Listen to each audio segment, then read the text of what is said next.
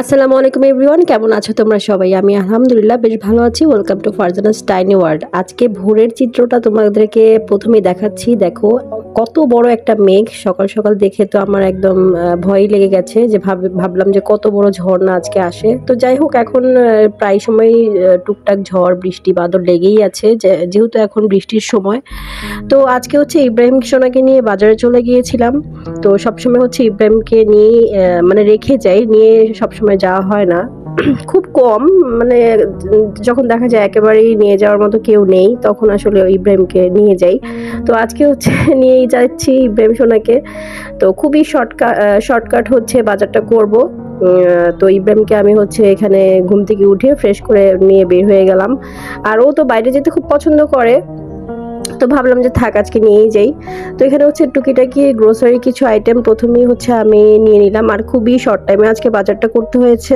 যেমন sausages, chicken বল, টুকিটাকি ইব্রাহিমের জন্য হচ্ছে বাটার, এগুলো হচ্ছে প্রথমে নিয়ে নিয়েছি। তারপর হচ্ছে মাছের সেকশনে চলে এসেছি। বাজারে একদমই ভালো মাছ আজকে তেমন পাইনি আমি, আর ইব্রাহিমকে নিয়ে এসেছিলাম তো খুব একটা টেনশন ছিল, মানে মাছের দিকে কনসেন্ট্রেশনই দিতে পারিনি আমি। কখন হচ্ছে ইব্রাহিমকে নিয়ে বাসায় যাব সেই টেনশনেই ছিলাম।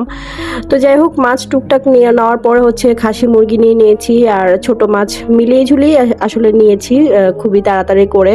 আর ইব্রাহিম যতটা ভেবেছিলাম ততটা কিন্তু বিরক্ত করেনি। ওকে আসলে আসার সময় আমি চকলেট কিনে দিয়েছিলাম, ও সেটা খেতে খেতেই আমার বাজার কমপ্লিট হয়ে গেছে। আর এদিক দিয়ে হচ্ছে ইব্রাহিমের জন্য কিছু বিটরুট, লেবু এগুলো নিয়েছি, কিছু ফল, অ্যাপেল এগুলো হচ্ছে নিয়ে নিলাম। তো আমার বাজার কিন্তু অলমোস্ট ডান। সব কিছু আসলে আজকে তেমন একটা ভিডিও করতে পারিনি ইব্রাহিমের শোনার জন্য। তো বাসায় চলে আসার পরে হচ্ছে ইব্রাহিমকে মোবাইলটা দিয়ে এখন আমি হচ্ছে একটু বাকি কাজগুলো সেরে নেই, কারণ এগুলো হচ্ছে একেবারে যদি পরিষ্কার করে ফ্রেশ করে ফ্রিজে না রাখি তাহলে কিন্তু পরে আবার কাজ ডাবল হয়ে যায়। তো এখানে হচ্ছে মাছগুলো সব ভালোভাবে 3-4 বারের মতো ওয়াশ করে তো আমি নিচ্ছি। হাজবেন্ড কাছে না থাকলে যে কতটা ঝামেলা, একটা মেয়ে মানুষের ঘর সামলাও, বাইরে সামলাও, বাচ্চাকে সামলাও, সবকিছু সামনে আসলে নিজেকে কোনো সময় দেওয়া হয় না। ইদানিং কালে তো মানে যখন চাঁদ প্রথম বাইরে গিয়েছিল তখন কিছুদিনের জন্য একটা এনার্জি ছিল, পেয়েছিলাম, যেটা সত্যি কথা। কিন্তু আস্তে আস্তে মনে হচ্ছে আমি এনার্জি আর খুঁজে পাই না, যে আমার কোনো কিছুই করতে ইচ্ছা করে না, কোনো কিছুতে আমার মানে উৎসাহ জাগে না, আমার কিছুই ভালো লাগে না। তাও আসলে করতে হয়, তাই বলেই করি। হাজবেন্ড কি জিনিস সেটা একমাত্র যারা হাজবেন্ড থেকে দূরে যে কোনো কারণেই আছেন তারাই একমাত্র এটা ফিল করতে পারবেন। যেমনটা আমি কখনো চিন্তাও করিনি যে আমার হাজবেন্ডকে ছাড়া আমার আসলে সারভাইভ করতে হবে লাইফে। তো এখন আমি আসলে হাড়ে হাড়ে টের পাই যে হাজবেন্ড থাকাটা কতটা ইম্পর্টেন্ট। বন্ধু, অসুখ বিসুখ সব কিছুতে মানে বিয়ের পর হাজবেন্ডের ভূমিকা কিন্তু সব থেকে বেশি। আর সবচেয়ে বেশি খারাপ লাগে যখন আমি বাজারে যাই। বাজারে গেলে তো আমি খুবই বিরক্ত ফিল করি। আগে কিন্তু হাজবেন্ডকে নিয়েই যেতাম, মানে চাঁদকে নিয়ে আমি সবসময় বাজারে যেতাম, দুজনে মিলেই করতাম। কিন্তু তখন ওর সাথে থাকলে আমার খুব ভালো লাগতো, আর এখন আমার একদমই ভালো লাগে না। বাজার করতে হবে তাই করতে হয়। তো বড় ছোট মিলিয়ে হচ্ছে মাছ নিয়েছিলাম, আর খাসি মুরগি নিয়েছিলাম আজকে একটা, খুব বেশি নেইনি। আগের হচ্ছে দেশি মুরগি কিছু ছিল, সেগুলো ফ্রিজেই ছিল, তো ভাবলাম সেগুলো শেষ করে তারপর হচ্ছে আবার দরকার হলে আবার নতুন করে কিনবো। অতিরিক্ত বেশি ফ্রিজে থাকলে কিন্তু সেটা খেতে ভালো লাগে না।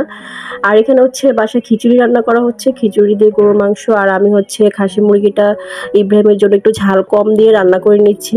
ঝাল কম দিয়ে আসলে রান্না করলে ইব্রাহিমকে সবকিছুই খাওয়ানো যায়, ও খুব একটা মর্জি করে না। যখন এই ভয়েস ওভারটা দিচ্ছিলাম আমার প্রচুর ঠান্ডা লেগেছিল, আমি ঠিক মতো কথাই বলতে পারছিলাম না, তাও আসলে তোমাদের সাথে কষ্ট করে কথা বলে সবকিছু শেয়ার করছিলাম।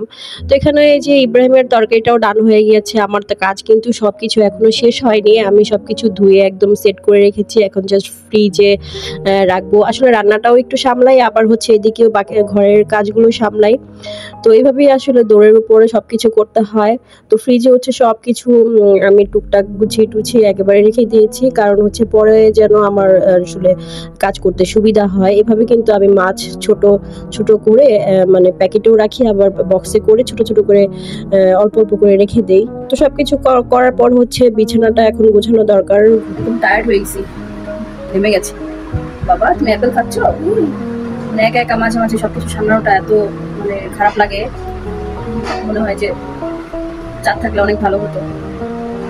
অ্যাটলিস্ট বাজার আর আমি হচ্ছে এই সেলফগুলো অনেক দিন ধরেই কিনতে চাচ্ছিলাম, তো আজকে এটা নিয়েছি আমি, বাট আমার পুরো টাকাটাই হচ্ছে লস। এটা হচ্ছে আমি নিয়েছিলাম ইব্রাহিম সোনা এখন একটু বড় হয়েছে, আমার বেসিনে যত ডেটল, হ্যান্ড ওয়াশ, সাবান, লিকুইড সাবান যত যাই আমি রাখি না কেন, সেগুলো সব কিছু হচ্ছে ও নোংরা করে ফেলে, নষ্ট করে ফেলে দেয়, পানিতে মিক্স করে অনেকক্ষণ ধরে পানিতে গুলিয়ে গুলিয়ে এগুলো নিয়ে খেলে, এতে কিন্তু ওর ঠান্ডাও লেগে যায়। তো সেলফের আঠাটা একদমই ভালো দেয়নি বলে আমি ওইটা ইউজ করতে পারিনি, ওইভাবেই রেখে দিয়েছি। আর চা হচ্ছে চা পাতা আমি এনেছিলাম চা খাওয়ার জন্য, কফিও ছিল বাট চাও একটা নিয়ে নিলাম, কারণ মাঝে মাঝে চা খেতে খুব ক্রেভিং হয়। কফি তো খাই বাট সন্ধ্যার পর হচ্ছে চাটা খেলে রাতের ঘুমটায় কোনো প্রবলেম হয় না, আর সন্ধ্যার পর বেশি লেট করে যদি কফিটা খাই তাহলে কিন্তু ঘুমে একটু প্রবলেম হয়, এমনি আমি প্রচুর রাত জাগি। তো এই যে দেখো সেলফটা আমি আমার ওয়াশরুমে সেট করেছিলাম, কিন্তু তার 5 মিনিট পরেই হচ্ছে এটা খুলে গিয়েছে,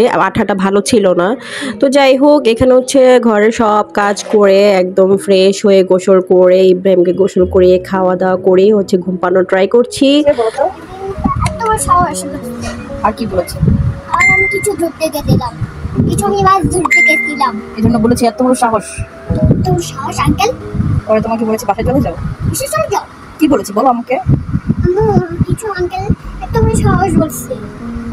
এত বড় তো ঘুম থেকে উঠে হচ্ছে ও আমাকে কমপ্লেন দিচ্ছিল, ওকে বকা দিয়েছে, তো সেই কমপ্লেন শুনলাম। এখন হচ্ছে একটু চা করব, চা হচ্ছে আজকে একটু পাকোড়ার সাথে খাবো ভাবছি, যেহেতু বৃষ্টি বৃষ্টি, তো সবাই মিলে একটু পাকোড়া আর চা খেলে কিন্তু খারাপ হয় না।